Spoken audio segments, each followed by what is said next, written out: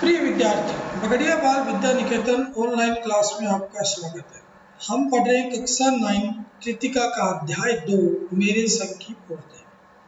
लेखिका मृदुला गर्ग का यह संस्मरण, जिसमें लेखिका ने अपनी नानी, दादी, माँ तथा बहनों के व्यक्तित्व का वर्णन किया है और ये बताया है कि किस प्रकार परंपरागत तरीके से जीते हुए भी लीक से हटकर जीवन बिताया जा सकता है। इसी क्रम में हमने सबसे पहले लेखिका की नानी के बारे में पढ़ा।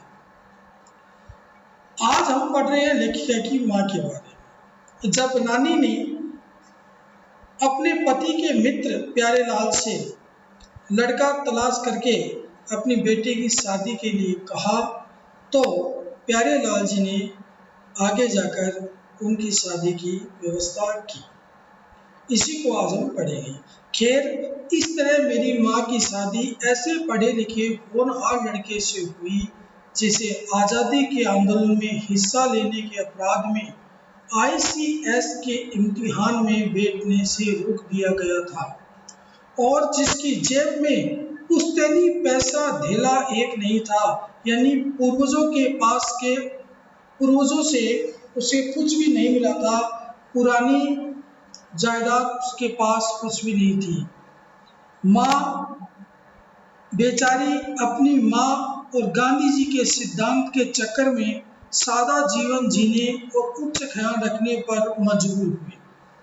हाल उनका ये था कि खादी की साड़ी उन्हें इतनी भारी लगती थी कि कमर चनका खा जाते।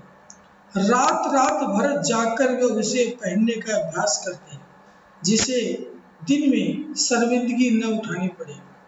वे कुछ ऐसी नाजुक थी कि उन्हें देखकर उनकी सास यानी मेरी दादी ने कहा था, हमारी बहू तो ऐसी है कि धोई, पोंछी और छीके पर टांग दी। गनीमत यह थी कि किसी ने उन्हें छीके पर से उतारने की पेशकश नहीं की। कहने का मतलब ये है कि इनकी माँ गांधीवादी विचारों की थी। बहुत ही दुबला पतला शरीर था। खादी की भारी साड़ी वो नहीं पहन सकती थी। उनको बड़ी कठिनाई होती थी। घर में ससुर का दबदबा था पर उनकी ही चलती थी।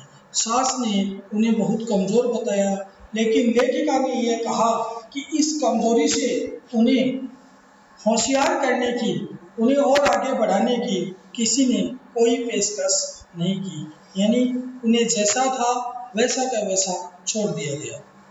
क्यों नहीं की? उनकी 2 वजह थी। यानी लेखिका की माँ को उन लोगों ने आज का जीवन में उच्च रूप क्यों नहीं दिया, उन्हें होशियार क्यों नहीं बनाया, उन्हें आगे क्यों नहीं बढ़ने दिया? इसकी पहली वजह यह थी कि हिंदुस्तान के तमाम बाशिंदों की तरह उनके ससुराल वाले भी साहबों से खासे अभिभूत थे। यानी उनके परिवार में अंग्रेजी माहौल बहुत ज़्यादा था और मेरे नाना पक्के साहब माने जाते थे।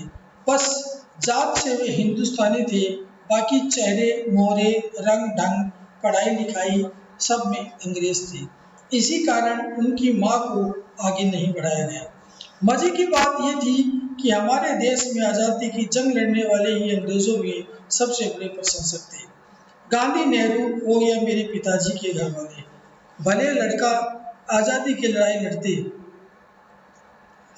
जेब खाली और शोहरत सिर करता रहे, दबदबा उसके साबी ससुर का ही था। यानी घर में हमेशा लेखिका के दादा की ही चलती आई थी। एक आन बान शान वाले साहब ने उनके सिख लड़के को अपनी नाजुक जान लड़की सौंपी। उसे रोमांचक क्या कोई परिकथा होती। नानी की सनक भरी आखिरी ख्वाहिश और नाना की रजामंदी वे रोमांचक कथाएं थी जो कहानी के तिरछी को और गाढ़ा बना चुकी थी। दूसरी वजह माँ की अपनी शख्सियत थी। उसकी माँ एक अलग ही तरह की औरत थी। उसमें खूबसूरती, नजाकत, गैर दुनियादारी के साथ ईमानदारी और निष्पक्षता कुछ इस तरह घुली मिली थी कि वे परिजात से कम जादुई नहीं मालूम पड़ती थी। उनसे ठोस काम करवाने की कोई सोच भी नहीं सकता था। हाँ, हर ठोस और हवाई काम के लिए उनकी ज़बानी राय जरूर मांगी जाती थी और पत्थर की लकीर की तरह निभाई भी जाती थी।